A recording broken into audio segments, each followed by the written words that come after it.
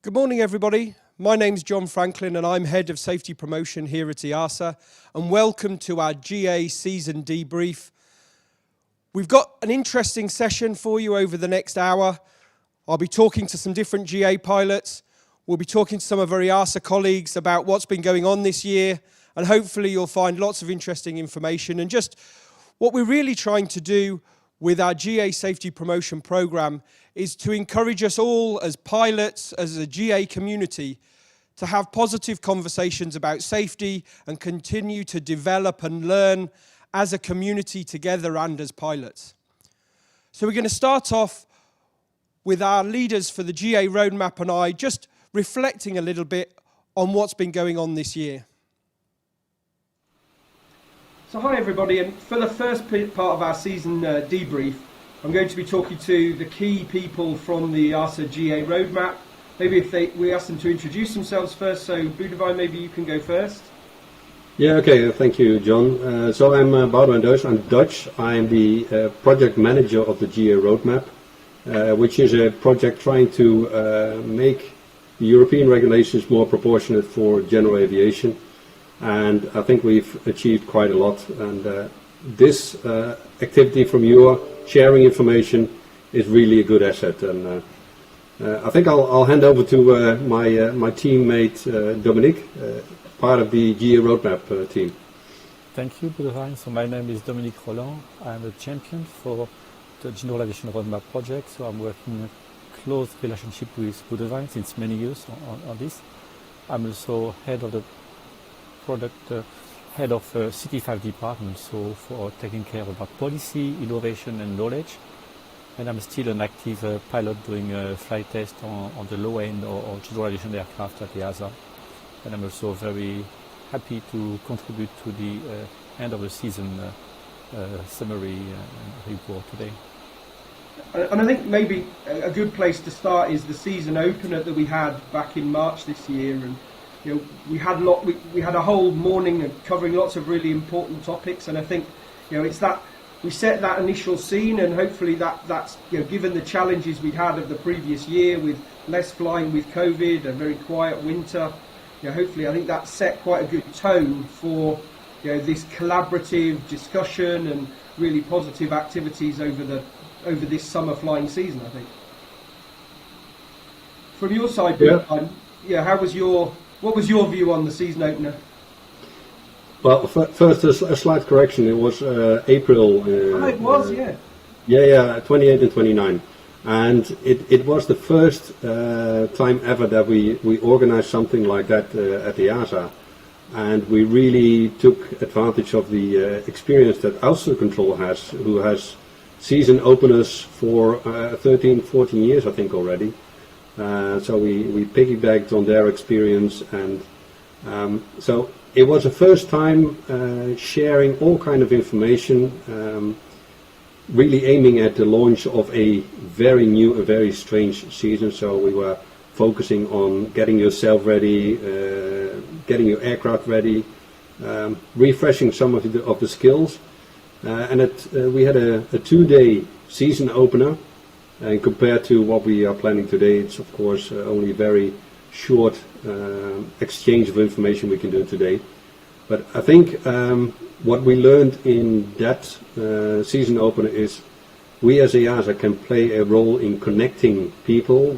We don't have the expertise, we need to find the right people to talk about topics and exchange information. And I hope that season opener, as well as this kind of season closure event, is inspiring others to organize something similar.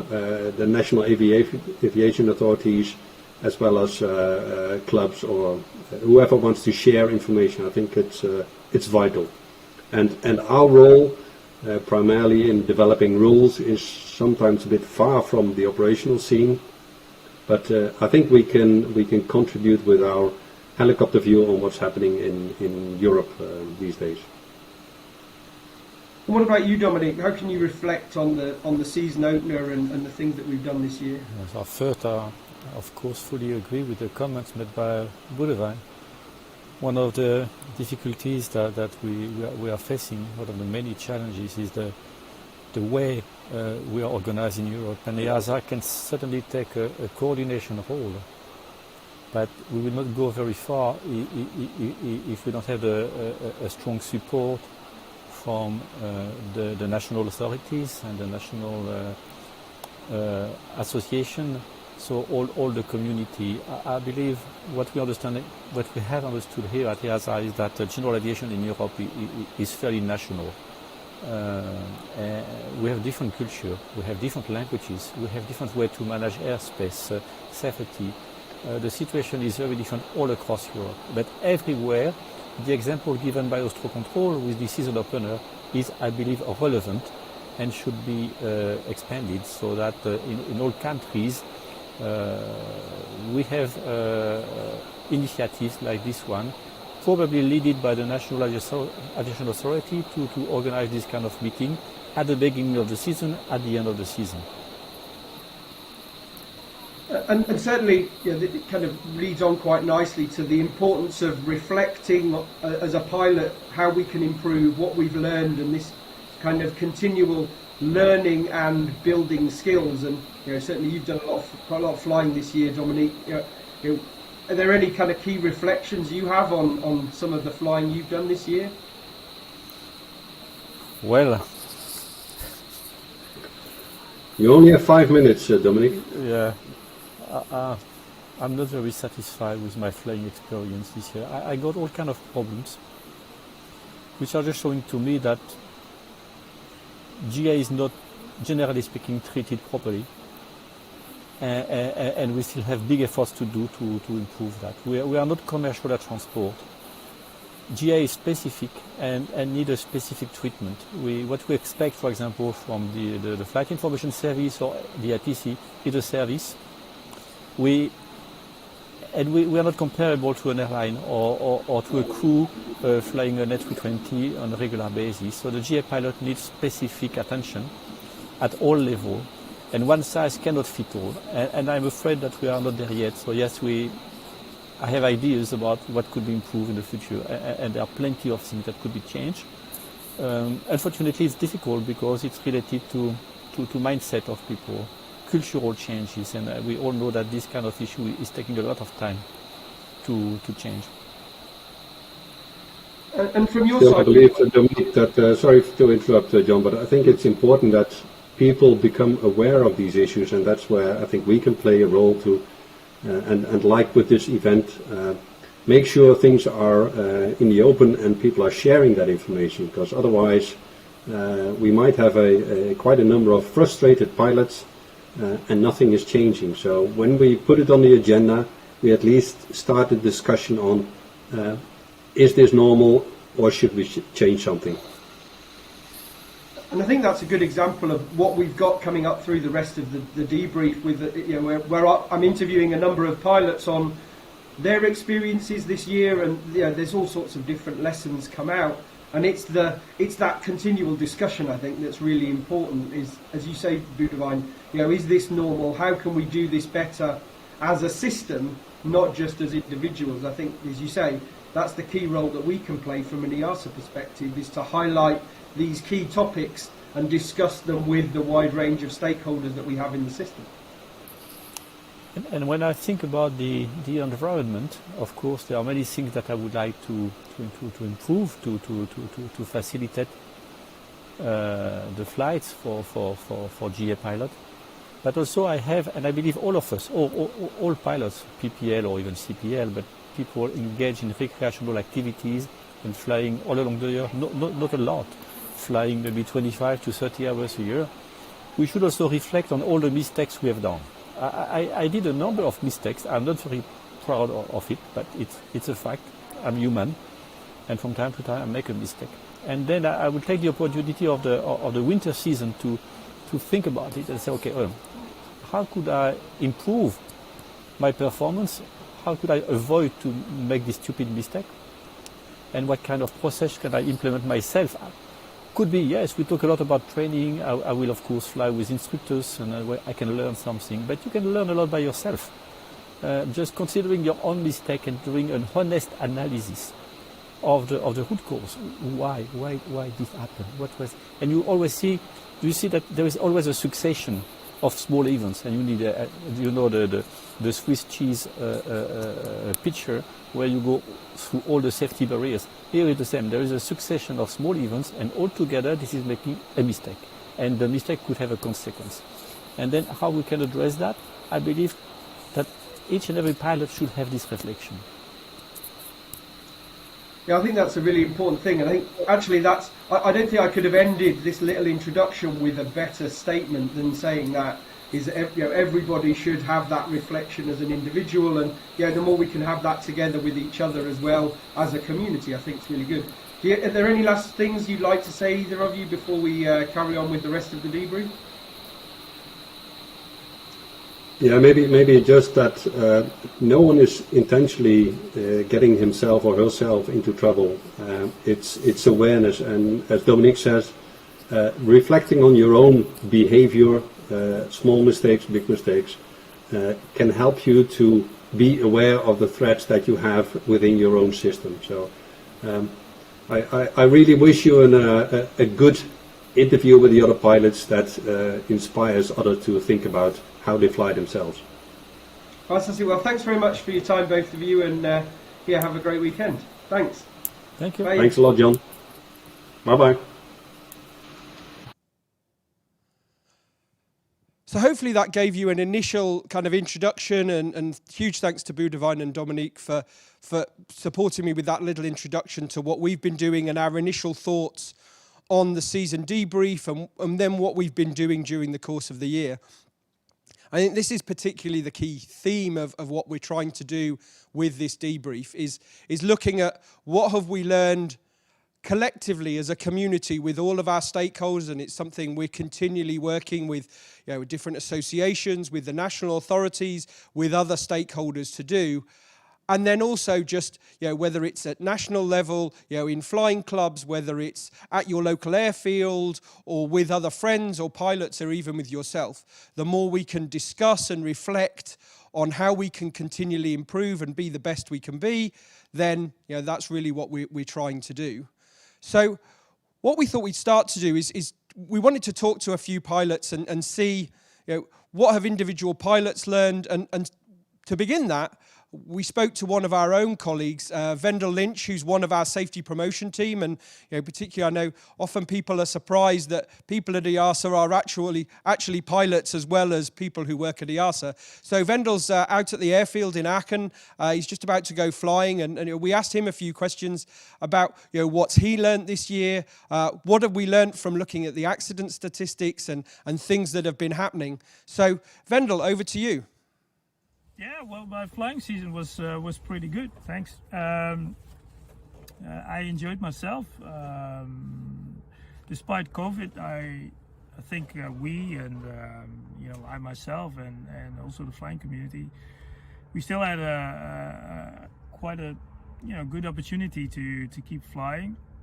even though of course there was a lot of restrictions due to COVID, and there's maybe coming, we're getting back into a dark period maybe, but until now, even though sometimes the airfields and the schools and the clubs were closed and we could not take it to the sky, restrictions were lifted, and we could still take, we could still fly, even if we had to wear a mask, of course, and we still have to do even if you're vaccinated, and of course that will reduce the risk quite considerably to catch COVID, but the restrictions are still very much there. Still have to disinfect the aircraft, and on a regular basis, we do some testing as well. But despite all that, I still think I managed to do quite a lot of interesting flights, even to some busy airports, what you normally was not able to do. And we did some approaches at some busy airfields, and so some parked airplanes. That was very interesting to see, and basically we kept the tower, had the tower a little bit busy by doing our little flights.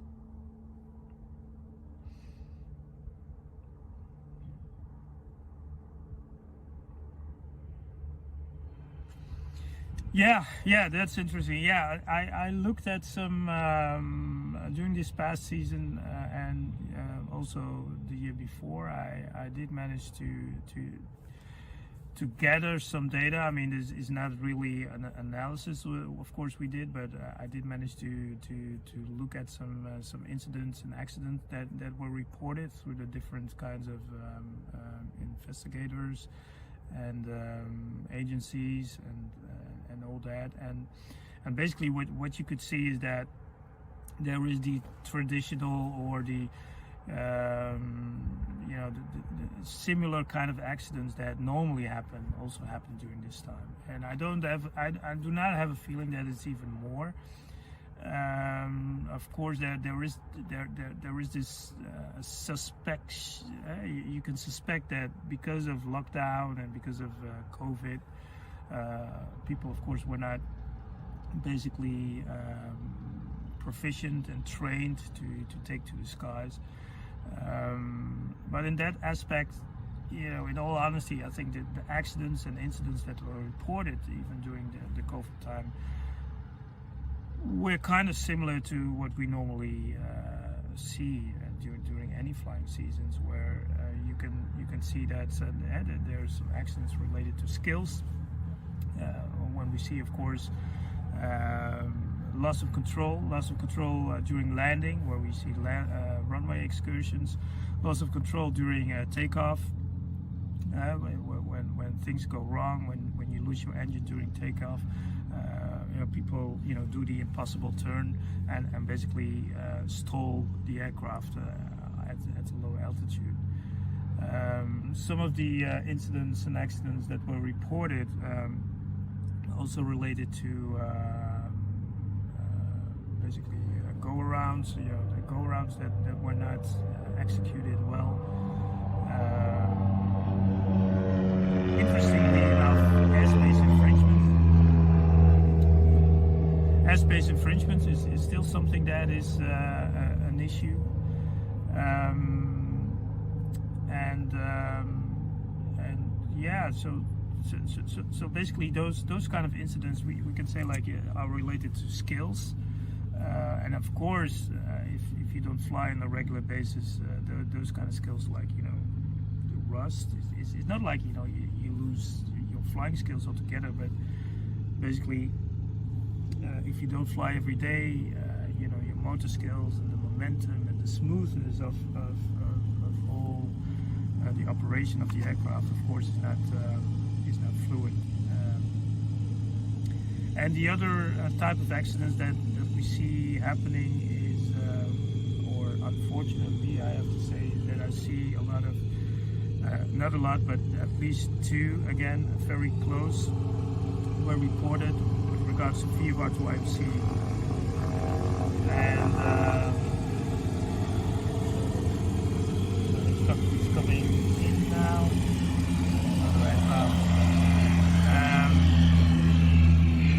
And yeah, the Vfr to IMC is something that still is unfortunate.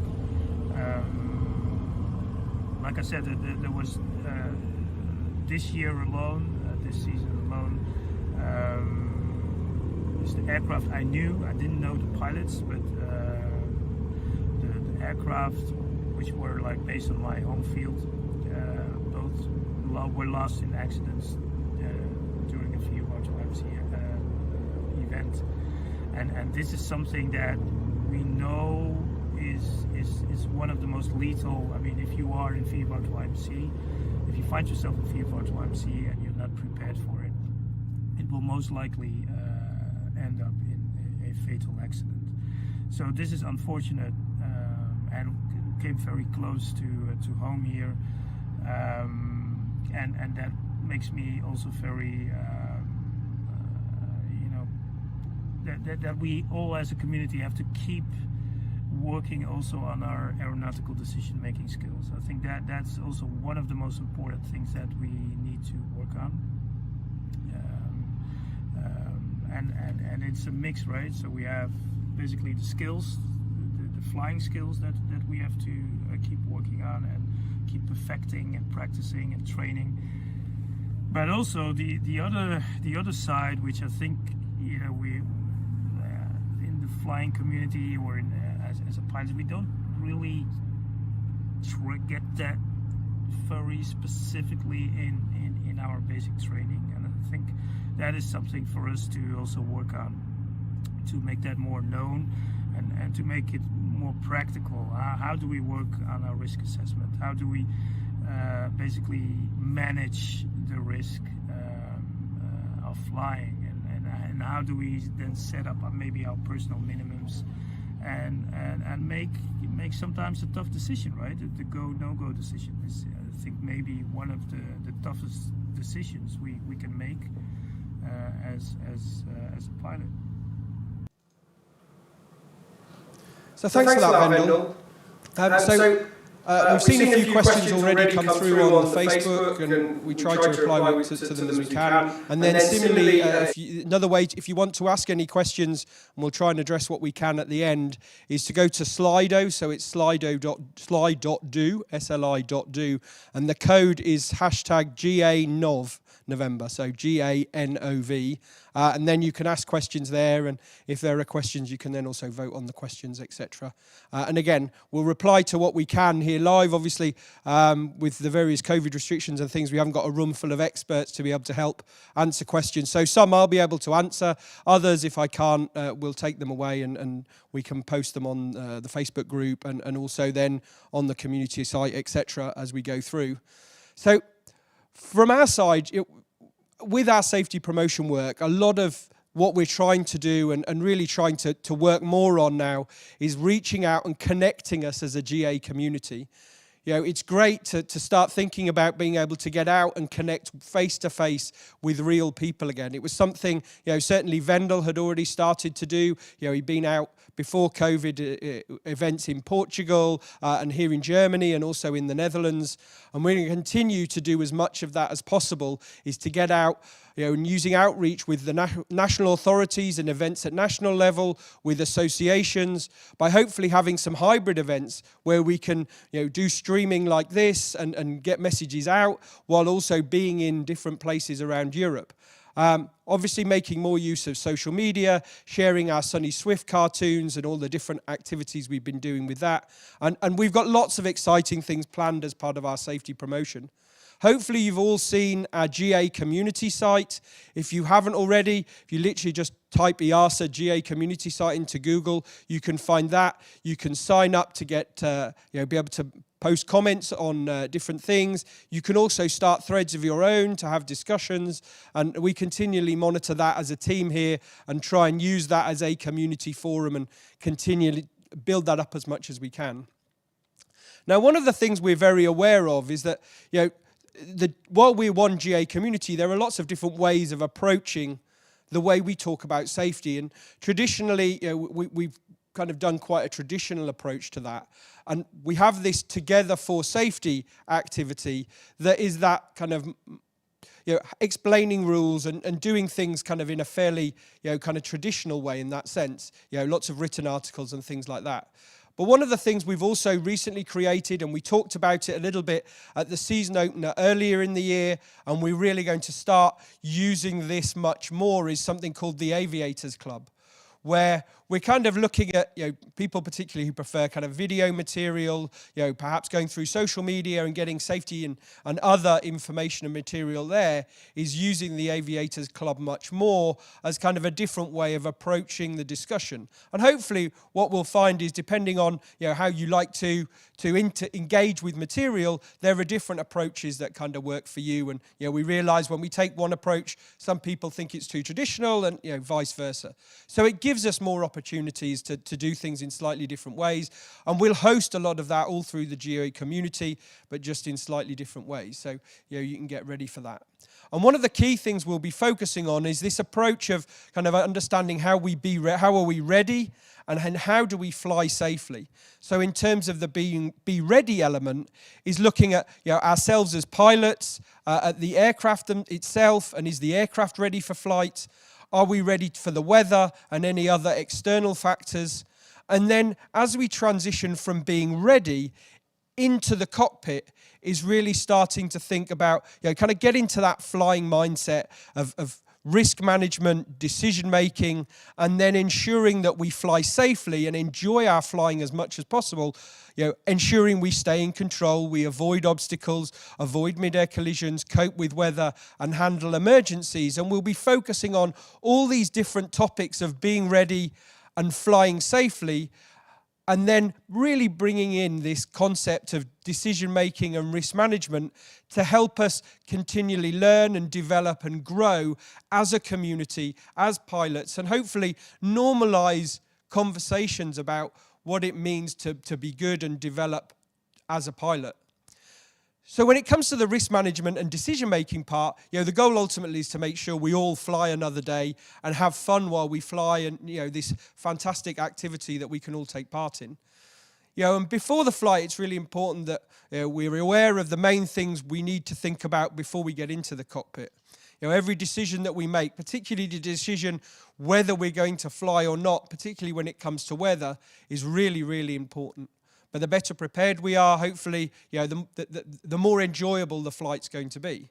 And then during the flight, getting into that mindset, visualizing what you're going to do, looking ahead to what decisions you might have to make over the next minutes, etc. in the flight, and thinking, well, if that happened, I would do this, and considering your options.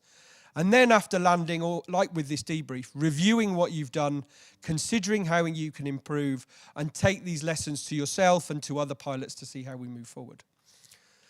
So what we're going to do now is talk to a few pilots about what they learned this year. As a community, what can we learn, and how can we keep our skills up this winter? Particularly, potentially using simulators. I've heard from a lot of pilots how beneficial that is. And, of course, if we are flying this winter, make sure we're as winter ready as we can be. And we'll have some more things on that coming up soon.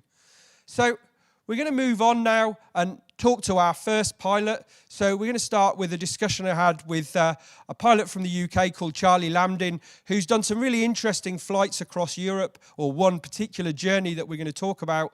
And then we'll talk about that flight, the journey he took, and what he learned through the summer flying season. So if we can run the video, that would be awesome.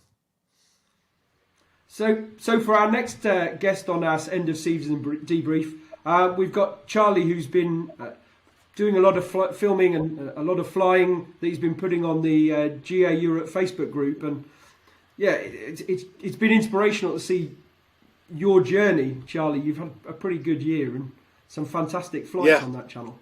Can you tell us a bit about some of the journeys you've been on? So my one and only journey across Europe and back, which resulted in me put in quarantine in Norway for a week, It was my first international solo. So even though I've been a PPL for 10 years, PPL holder for 10 years, I've only ever done one European flight, and I had an instructor with me for that whole flight, and that was to Lisbon and back. So this time was my first solo flight. 3 legs, Dunk as well to Holland, Holland to Denmark, and Denmark to Norway via Sweden. And I was really very nervous, and I did plan it carefully. I planned my route carefully. I used Sky Demon for planning. The weather was amazing. I was very, very lucky with the weather. But I was so nervous, and I was nervous of the unknowns. And so it was a baptism of fire. And anyone who's seen that video of the first leg of that flight will know that Belgian airspace said, "Nope, you're not coming in here." Yeah. And I said, it was pretty impressive the way you handled that. Well, I didn't know what to do. My initial reaction was, I'm going to have to land, or just turn around and go home. But I didn't have enough fuel to get back all the way back home. But I'd go back to England and land. But I remember asking, it's in the video, I said to him, "What are my options?" And he said, "Well, you can get down below 1,500 feet and stay outside the Class D airspace," which is what I ended up doing. So, it was. But I then didn't know whether I'd have the same problem when I got to Holland and Germany, and I still don't know actually, because they let me in as if there was no problem. But I think technically Mode S should have been required. But Dutch Mill Info were very friendly. They said, "Oh, as long as you got mode Charlie, we're okay." So again, as a GA pilot, it was difficult to know, was I breaking the rules and they were just allowing me through anyway because they were being nice, or were the rules different from one country to the next? I didn't know. But I had different ATC in different countries. I mean, I think they all sort of play by the same rules, but nevertheless, there's a different feel, there's a different vibe, a different culture. And of all of them, Denmark was by far the friendliest and most helpful. I mean, Dutch Mill Info were great as well. Busy, but very friendly and helpful. Sweden and Norway were fine, pretty formal, but absolutely fine. But Belgium were not helpful, not friendly. Yeah, I saw that. Yeah, you had some challenges when you arrived in Norway as well, which wasn't so easy, and it was all a bit difficult. And so, what were, in terms of, in the context of our idea of this season debrief, what's the biggest kind of lesson that you've learned, or what are the key lessons you think you've learned this summer? And I sense you from the videos I've seen that you've learned so much. Every flight's a whole learning experience. But in terms of nuggets to pass to other pilots, what would be the big things that you think that you've learned this year? Honestly, the biggest nugget, the biggest single thing I would say, is that you can sit and read books all you like about what you should do, what you shouldn't do, and you'll end up reading a mountain of stuff that won't be relevant to what you're doing anyway.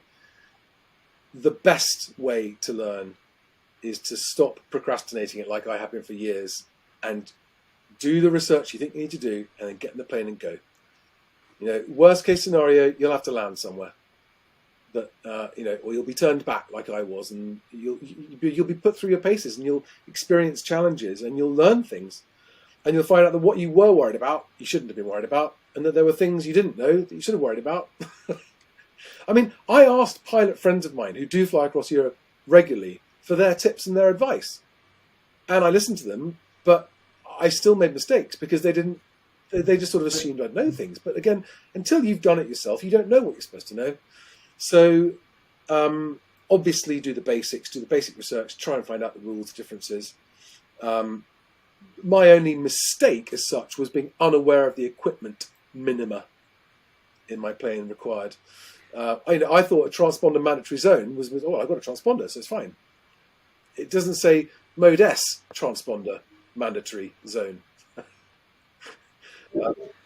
And it's amazing how small, simple things like that are things actually we start to realise as we build our safety promotion material. Actually, these are the things that we can really help give these nuggets of information to people, and really help prepare that, if that makes sense, and really really put that knowledge down as the kind of clear things that certainly I've learned a lot from your videos, where when I think for our own safety promotion material, that actually, hey, this is something we should be writing down and giving to other pilots. So yeah, it's really great, and it's great lessons and really great to get. Well, that's your amazing, thoughts, Charlie. I'm just so happy that the videos are of value to other people, because that's the whole point. So I'm really happy about that. And maybe just to finish, you want to give a shout out to your YouTube channel, so that we encourage other people who haven't maybe seen your please videos do. to watch It's those Charlie as well. Landon. It's my personal vlog. It's vlogging my mission to one day take my family around the world in a seaplane. I've got a seaplane rating. I've just put up the most recent videos of my first ever seaplane flight in Norway. I've got a Sharon at 180 on floats there, and it was just the most epically beautiful flight, especially where we landed. Ran into serious density altitude problems, which will be revealed in the next video. But yeah, Charlie Landon on YouTube. There are other videos on there as well, family videos, but it's mostly aviation at this point. You have to say, I really like the Norway one with the seaplane. I like, in fact, I think I put a comment on that. Yeah, we've seen some accidents where people hadn't done what you were doing on the wing with the stick out to make sure there was the fuel level manually. So it was quite a timely lesson. That fantastic. Well, thanks for joining us, Charlie, and I'll speak to you soon and look forward to. Thanks, John. Thank you very much for having me. Thanks to Charlie for that interview, and particularly also for the videos that he's been posting on the Facebook group. I recommend other pilots go and look at his videos, and there are lots of other videos that come on that Facebook group that just has pilots sharing those experiences, and that was the thing I really enjoyed about talking to Charlie and to Mark, who's coming up in a minute, and other pilots is to get a feeling from them what challenges them every day. And it was interesting, something that we've been talking a lot about at EASA and collectively with our stakeholders. Dominique mentioned it in the very start in terms of the interface with air traffic controllers, GA pilots, and how can we support improving that interface, and the way controllers and the wider system supports the GA community when they're flying in the air and when something happens. And Charlie similarly talked about some of those challenges that despite all his best efforts to find out what was needed, there was still a problem, and then dealing with it while you're trying to fly the aircraft is not so easy. So it's a really important message, I think, and something that we're particularly keen to continue that discussion and dialogue on. For the next interview, we're talking to Mark Chicaro, who's a pilot from Spain that we've been collaborating with. If you've seen any of our Sunny Swift video versions, Mark and his team in Madrid help us with those. So here's our discussions with Mark about his flying season. Hi everybody, so for this next interview I'm talking to Mark, who's the CEO and founder of Aviation, the app. I know hopefully many people have heard of it. Hi Mark, great to, we've done a lot of things together over the last couple of years. You've been great support with your Sunny Swift videos and things. So. Very good to see you, John. Thank you very much for the opportunity. And it'd be really interesting to hear a little bit about what kind of flying you've been doing over the course of the year. I know you hadn't had, like a lot of people, hadn't had the chance to fly so much at the start of the year. And how did that feel when you got back into the cockpit? And then what kind of flying have you been doing this summer? I guess me, like most of us, beginning of the summer, I was a bit rusty. I haven't had flown much before because of the COVID, especially, and because of the winter too. Usually I fly GA mostly in the north of Spain, near Barcelona. That's where well, actually my dad and I, we fly a small, different, especially vintage aircrafts. We fly in an airstrip nearby the French border. So winter is not that bad, but especially last winter because of COVID and the winter itself, we didn't fly that much. So at the beginning of the summer, it was a bit rusty. I guess like everyone else. And but yeah, I mean, this summer was pretty good flying wise. At the beginning, several things happened to me. Remember this day that I was with my dad. We were going to fly a Chipmunk. So it's vintage, all vintage aircraft that we fly there. And so it wouldn't start up. We were like, oh, so we tried with the engine starter. It has an engine starter. We tried manually. It didn't start. Oh, I had forgotten the magnetos on the back seat off. So things like this happened, and it's because of the recency, of course. And And what kind of things have you know, what kind of flying have you managed to do? Have you done mostly just local flying or Yeah, some yeah, yeah, cross-country yeah, flights as well? yeah. Yeah, the thing is, because of the restrictions and well, and for several reasons, I mean, I couldn't really plan any big travel, any big trips around Europe, or even within Spain. We planned one to go from the airstrip to Madrid and back, but at the end it didn't come out. So mostly it's been local flying. As I was telling you before, I had the chance also to practice some formation flight with vintage aircraft, and that was pretty good. I mean, I really like formation flight.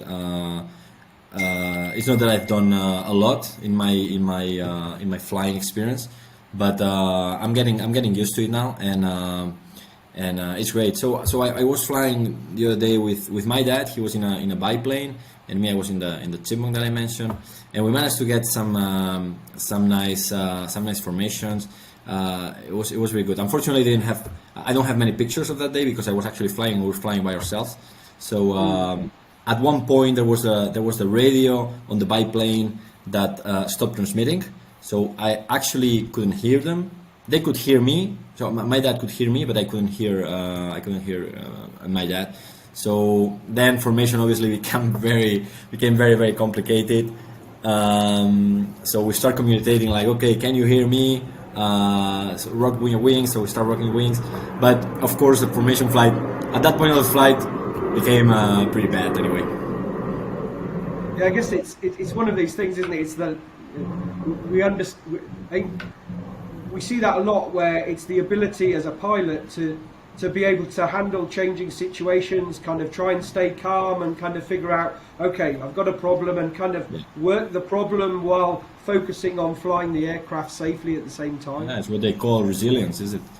Yeah. I mean, being resilient, and yeah, I guess especially I was pretty lucky because as I said at the beginning of the summer, I didn't have any like non-normal situation. Probably if I would have had one non-normal situation at the beginning of the summer, where I was not really recent flying, and probably I was suffering from some sort of skill fate like everyone else, probably I would have gotten some sort of startle effect, but I was lucky. No, nothing happened. So yeah, mostly it was now these last weeks that a couple of things happened like this one. Yeah, there was this other landing that we landed on an airstrip, and actually there was kind of a pylon on the ground that I couldn't actually see, and I almost hit like the wing, the wingtip actually. So I almost hit that. So I saw a guy like in the ground like doing, and so what's he doing? So I just decided to stop. Luckily I stopped, and then he came. He got closer. He pointed like some sort. Yeah, it was some sort of pylon made of wood, or I don't know. And so things like this, of course, in aviation, if you have the time available, it's better to stop and just think it through. I think it's quite a good example of the reflecting on things afterwards, but particularly actually also you say there about new pylons and things around the airfield, and I think that's one of the things where we've seen in COVID there's been a lot of changes. Yeah, and not only in the system, and not only pilots. I mean, I don't know if you had this feedback from other pilots, but also ATC. I mean, they suffer the same, the same lack of recency as we do, and they mess up as well.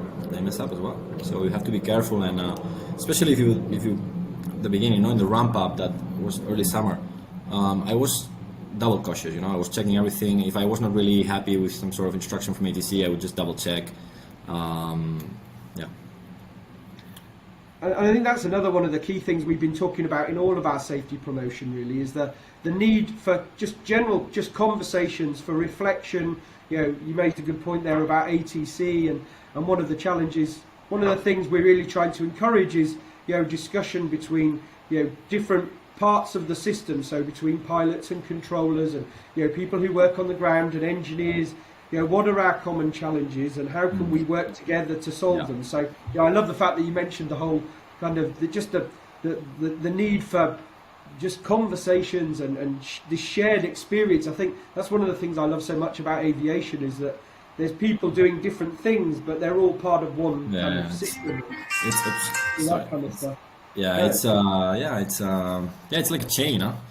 And everyone is important to chain. There was also, I don't know if this happened to you too, but with all the restrictions and the confusion about restrictions. So my airstrip is very close, as I mentioned before, is very close to the French border. So what we usually do, or we used to do, is we'd just go to Perpignan to get some fuel, because fuel is much more cheap in Perpignan, cheaper than in the Spanish side of the border. So it was not clear for us if we could go, we couldn't go. So I would start calling the French guys, you can come, but restrictions were not very clear. There was this time during COVID, I'm not talking about the summer, I'm talking before, that it wasn't very clear. You would cross the border, but you were not really sure what we were doing. I don't know if all the pilots close to other borders in the rest of Europe, they had the same experience, the same uncertainty as I had. But it was it was another added factor, are we supposed to go or not? Are we going to get fined? It's one of the challenges we've had, even at the EASA level, keeping up to date with the different restrictions and what's changing in so many different countries. And again, it's one of the ideas of kind of building more this European community, particularly through the community site. So hopefully we encourage more people to kind of be part of sharing things and experiences. So, in an ideal world, you would easily be able to go to the community and go, there's some pilots in France I could ask, or, these kinds of things would be great. It's just that the restrictions, as you say, restrictions were changing so rapidly that, one day you were allowed to do a thing and the day after you wouldn't. So it was pretty challenging at the time. But fortunately, looks like we're leaving that behind already, fortunately. So hopefully it looks like it's improving. So maybe just as one sort of final reflection then is, in terms of, as you learn and kind of be talking about, as part of the debrief of the season, is what we've learned. What's kind of maybe the biggest thing you've learned this year as a pilot that you kind of take over the winter and into the summer? I would say maybe self-analyze your confidence. And by that I mean sometimes you think you're better than you are, and we're just humans. So I think it's what makes you a good pilot is having the ability to really understand your limits, and especially if you come from a time that you haven't flown that much, you have to be really careful about your skills, about your recency. So maybe that would be like the biggest lesson that I learned. So I felt it in the summer when I started flying again. I used to land much better than that, and it was not only one; it was 2 or 3. So yeah, things like that. I think that would be the, just being a good pilot means sometimes being humble with yourself, and that would be maybe the biggest lesson that I learned. Fantastic, thanks, Mark. And I think it's one of the things I've really enjoyed with your app is the kind of community element to that we've been talking about. Is Aviation was actually born like that, as a community, right? Like Strava was for runners. So that's where we focused, no? Then of course we developed things like the TCAS and things like that you can by using your phone you can monitor other aircraft around you and other features like this. But it was born as a community, and just like EASA community, it's what you said at the beginning of this conversation. Aviation has this marvelous thing, which is some sort of camaraderie with other pilots, this fellowship with other pilots, and just channels like the EASA community or ABS community are just channels to facilitate this sort of communication between fellow pilots. Yeah, and on that note, I think that's a great point to finish. And thanks for this quick chat. And hopefully, people have found it useful as part of this season debrief. So Thank thanks you for very joining much. us. Thanks for the job you're doing at the EASA with the GA. Really great job. Thank you very much. Fantastic. Thanks, Thank you. Mark. Take care.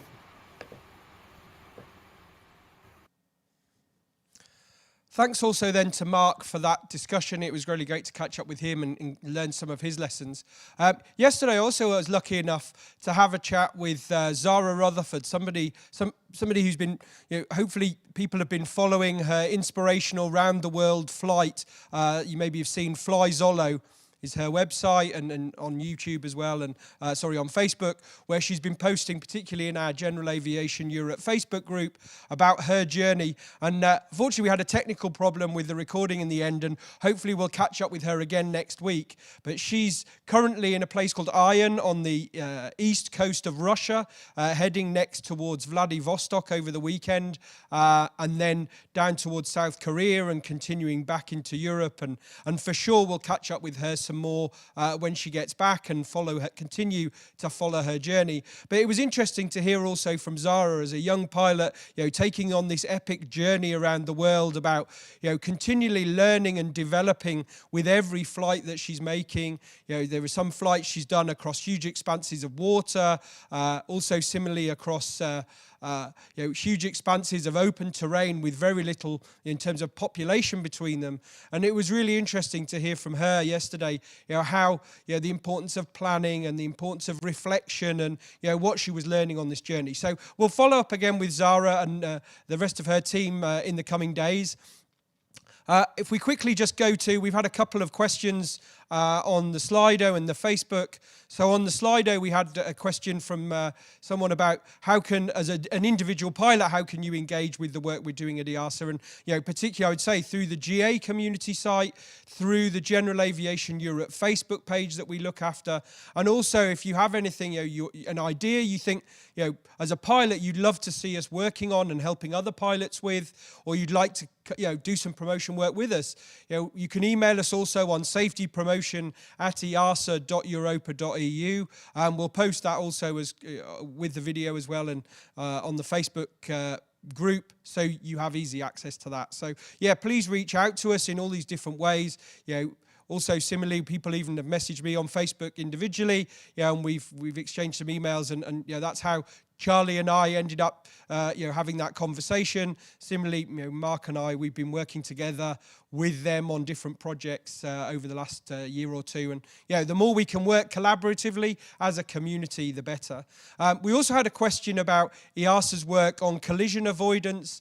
And certainly we have this thing called the European Plan for Aviation Safety, where we work on different safety priorities. And there's lots of work already in progress and continuing that we'll be updating on over the next few months about work on collision avoidance and particularly different technologies and systems. I know there's always a continual debate about the different technologies involved, whether that's ADS-B or FLARM and all of these integrating these different things versus other tools like using mobile phones, etc. So we'll have some more work on that coming up in the next few months, and we'll continue update on that. So as kind of a final part, I asked Vendel to perhaps give some thoughts on the season ahead, both looking through the winter and then into next year. So, here's a few final thoughts from Vendel on what he's looking forward to. Tips for the upcoming seasons. Yeah, well, of course, the upcoming seasons, winter flying is coming up.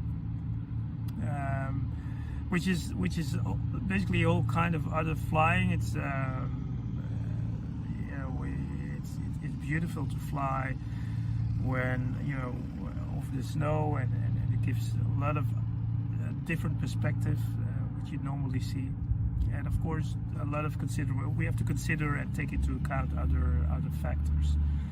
One of the things, of course, that we need to take care of is snow and ice contamination, either on the runway or on your aircraft.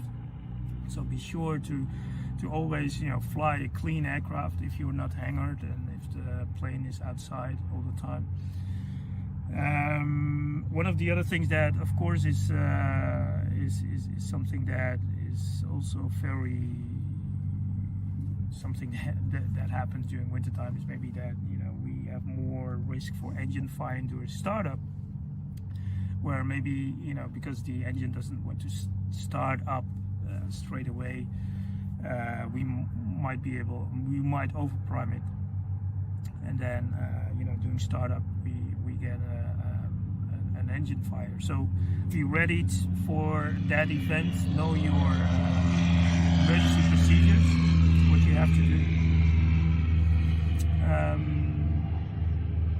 And another thing that I can think of is, of course, as it's colder, we're going to use more frequently our cabin heat.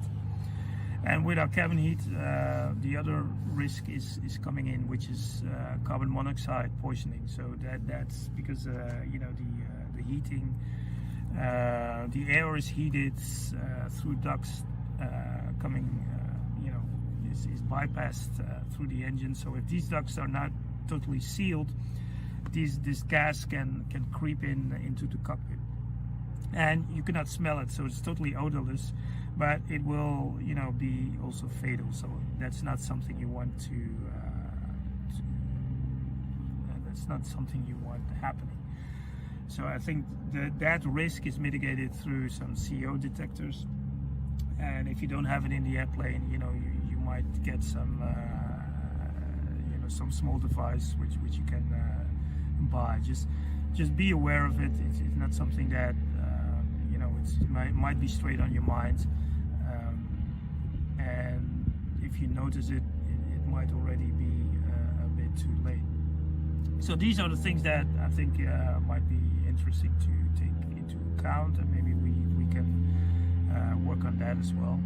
And of course, the other thing is that as the days are getting shorter, and we get to enjoy night flying also. So the night Vfr rating, a lot of people might be considering their rating at this moment. So get a good training,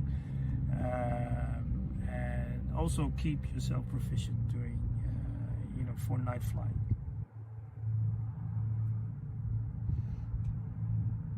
Yeah, well, thanks again. Thank you for letting me just spill out what I had to say. I'm looking forward to work on some really